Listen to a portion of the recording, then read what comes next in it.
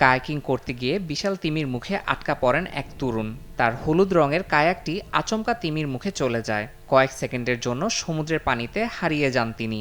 আর তার বাবা তখন কয়েক মিটার দূর থেকে সেই দৃশ্য ক্যামেরায় ধারণ করেন। স্থানীয় সময় শনিবার এই ঘটনা ঘটে। বিশাল তিমিটি আকস্মিকভাবে জলের নিচ থেকে উঠে এসে কায়াক সহ ছেলেকে মুখে নিয়ে নিলে বাবা শান্ত থাকার নির্দেশ দেন। কয়েক সেকেন্ডের মধ্যেই তিমি তাকে অক্ষত অবস্থায় ছেড়ে দেয়। এরপর বাবার কায়াক ধরে সমুদ্রের ঠান্ডা জলে কাঁপতে কাঁপতে উপকূলে ফিরে আসেন ওই তরুণ। Me levantaba, pero প্রথমে ভেবেছিলাম আমি মারা গেছি। প্রচণ্ড আতঙ্ক কাজ করছিল, কারণ আমি ভেবেছিলাম আমি কিছুই করতে পারবো না।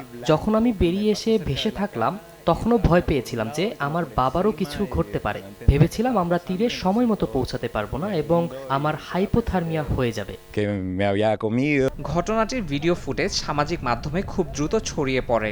এ নিয়ে মানুষের মধ্যে সৃষ্টি হয়েছে নানা জল্পনা কল্পনা। ইয়াসিন মোহাম্মদ জিসান, সময় সংবাদ।